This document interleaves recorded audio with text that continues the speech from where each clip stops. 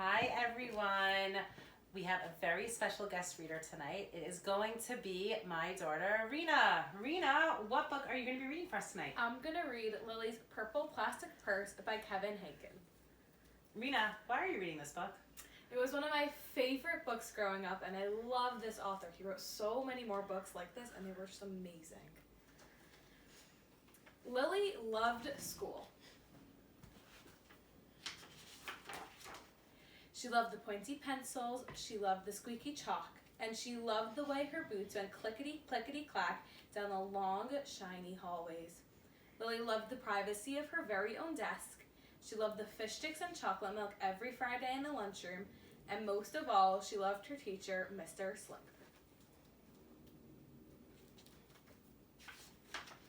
Mr. Slinger was as sharp as a tack. He wore artistic shirts, and he wore glasses on a chain around his neck. And he wore a different colored tie for each day of the week. Wow, said Lily. That was just about all she could say. Wow. Instead of greeting students or good morning pupils, Mr. Slinger winked and said, howdy. He thought that desks and rows were old-fashioned and boring. Do you rodents think that you can handle a semicircle?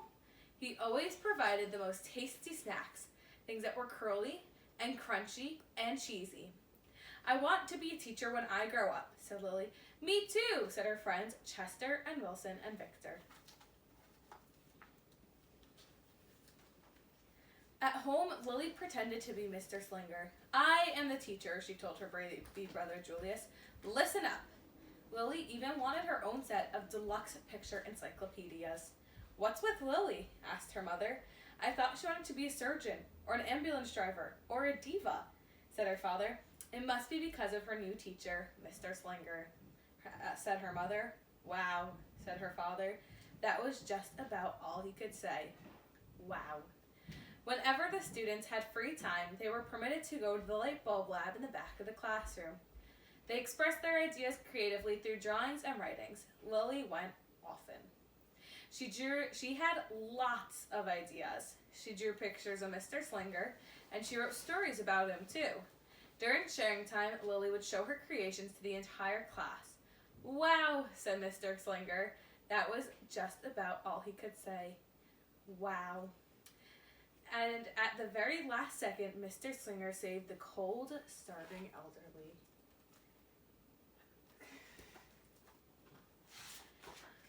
When Mr. Slinger had bus duty, Lily stood in line even though she didn't ride the bus. Lily raised her hand more than anyone else in the class, even if she didn't know the answer. And she volunteered to stay after school to clock the erasers. I want to be a teacher when I grow up, said Lily. Excellent choice, said Mr. Slinger. One Monday morning, Lily came to school especially happy. She had gone shopping with her Grammy over the weekend. Lily had a new pair of movie star sunglasses, complete with a glittery diamond chain like Mr. Slinger's. And she had 3 shiny quarters. And best of all, she had a brand new purple plastic purse that played a jaunty tune when it was opened. Lily wanted to show everyone. Not now, said Mr. Slinger. Listen to our story. Lily had a hard time listening. Lily really wanted to show everyone. Not now, said Mr. Slinger. Let's be considerate of our classmates. Lily had a hard time being considerate. Lily really wanted to show everyone. Not now, said Mr. Slinger. Wait until recess or sharing time. But Lily could not wait. The glasses were so glittery, the quarters were so shiny, and the purse played such nice music, not to mention how excellent it was for storing school supplies. Look, Lily whispered fiercely. Look, everyone, look what I've got. Everyone looked, including Mr. Slinger. He was not amused.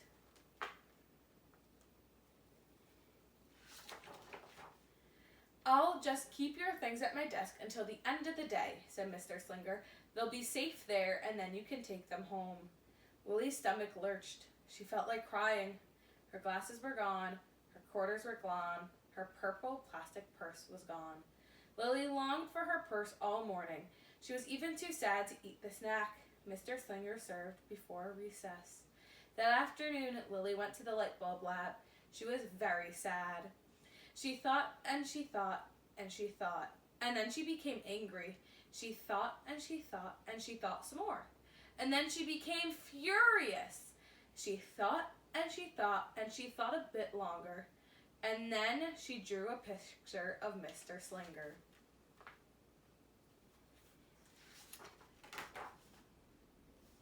Right before the last bell rang, Lily sneaked the drawing into Mr. Slinger's bag. When all the students were buttoned and zipping and snapping and tied, ready to go home, Mr. Slinger strolled over to Lily and gave her her purple plastic purse back. "It's a beautiful purse," said Mr. Slinger. "Your quarters are nice and jingly, and those glasses are absolutely fabulous. You may bring them back to school as long as you don't disturb the rest of the class." "I do not want to be a teacher when I grow up," Lily said as she marched out of the classroom.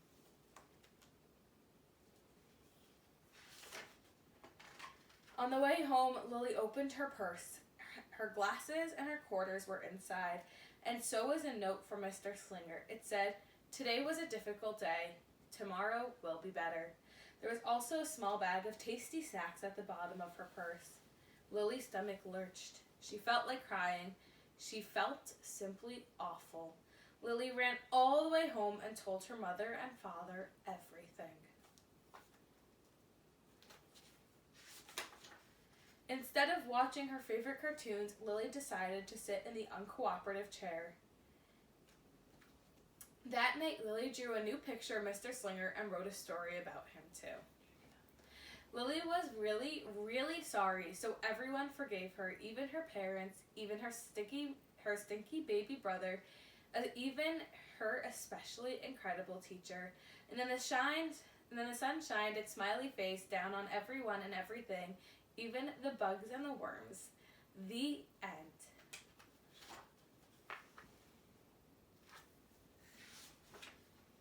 Lily's mother wrote a note, and Lily's father baked some tasty snacks for Lily to take to school the next day. "I think Mr. Slinger will understand," said Lily's mother. "I know he will," said Lily's father. The next morning, Lily got to school early. "These are for you," Lily said to Mr. Slinger, "because I'm really, really, really, really, really, really, really, really, really, really, really sorry."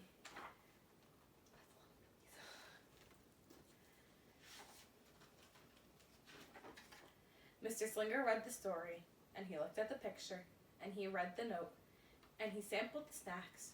"Wow," said Mr. Slinger, and that was about all he could say. Wow. "What do you think we should do with this?" asked Mr. Slinger. "Could we just throw it away?" asked Lily. "Excellent idea," said Mr. Slinger. During sharing time, Lily demonstrated the many uses and unique qualities of her purple plastic purse, her shiny quarters, and her glittery movie star sunglasses. Then she did a little performance using them as props. "It's called an interpretive dance," said Lily. Mr. Slinger joined in. "Wow," the entire class said. That was just about all they could say. Wow. Throughout the rest of the day, Lily's purse and quarters and sunglasses were tucked safely inside her desk. She peeked at them often, but did not disturb a soul. Right before the last bell rang, Mr. Slinger served Lily snacks to everyone with delight. "What do you want to be when you grow up?" asked Mr. Slinger. "A teacher!" everyone responded. Lily's response was the loudest. "Excellent choice," said Mr. Slinger. As the pupils filed out of the classroom, Lily held her purple plastic purse close to her heart. Mr. Slinger was right. It had been a better day. Lily ran and skipped and hopped and flew all the way home, and she was so happy. And she really did want to be a teacher when she grew up.